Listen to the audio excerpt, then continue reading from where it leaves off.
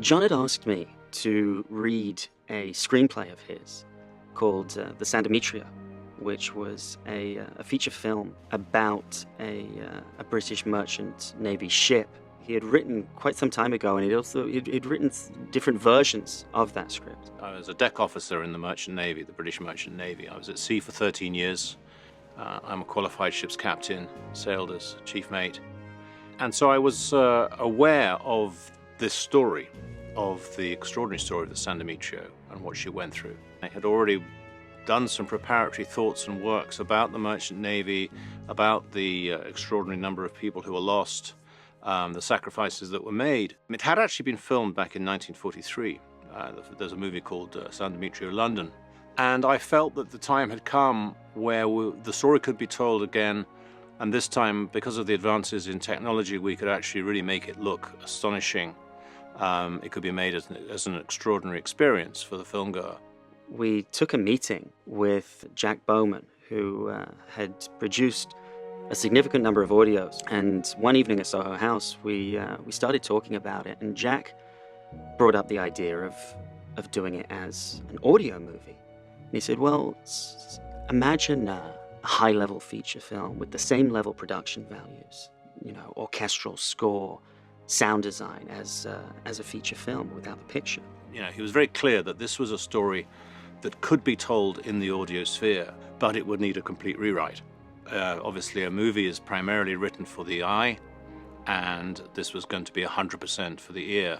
What proceeded from that was us taking a look at that original script, The San Demetrio, and building some other partnerships. We spoke with a friend of mine from the UK, Andrew Sewell, who runs a company called B7 Media, who have done a lot of radio for BBC Radio 4 and for Audible.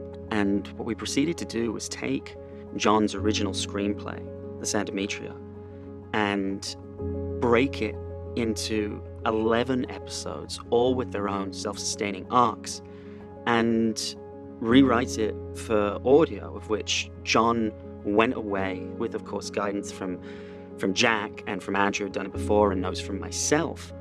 And we ended up with something that then we felt was still telling that story just as well, without the pictures, as it were. And that took about 4 months or so to transform it into what now has become an 11-part episode, Unsinkable.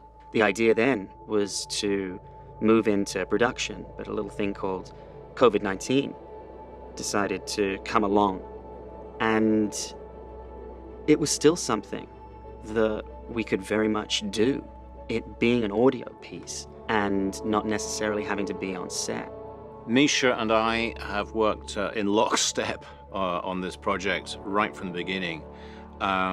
Through the casting process, where we sat down together and made our lists of the actors we wanted to try and get, through to the actual recording of each individual actor. We had 37 actors recording over 100 different roles.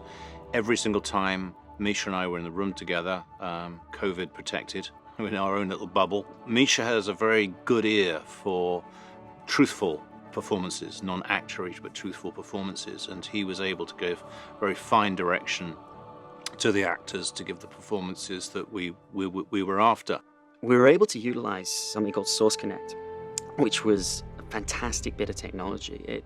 It's been around for quite some time, but the ability to hear an actor's voice coming down the pipes as if they're on the other side of the glass without actually being anywhere near them was fantastic. The intonation in their voice, being able to get in and listen to what was going on in their performances and be able to direct down those lines and those pipes, transmitting those zeros and ones in essentially high fidelity sound was a really big part of us being able to accomplish this.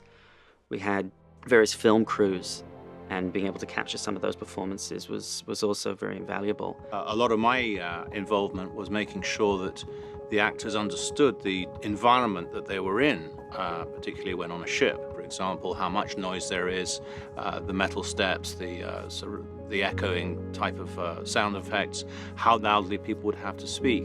Into the post-production of then figuring out how we were going to put this entire puzzle of 100 different characters back together and piece them back into a timeline. And we had help from a team in London. Helen Quigley did an enormous amount of very good work piecing back together every single one of those performances. John and I had, of course, notes of favorite takes and things like that from each of our actors, but to then approach that mammoth and put down all of those performances back in sequence, and then making sure that the right energy was coming out from one actor to another without actually having the benefit of seeing those actors in the same room. In fact, every single performance was individually done except one. We did have Juliette Aubrey and Rupert Vansittart together, and we were able to do that in London. We had them distanced in a studio at the time, so it was still permitted,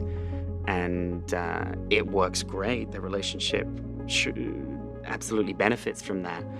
But I would go out there on a limb and say that I would think the majority of the performances in this, many people would struggle to tell. Those actors were never in the same room together.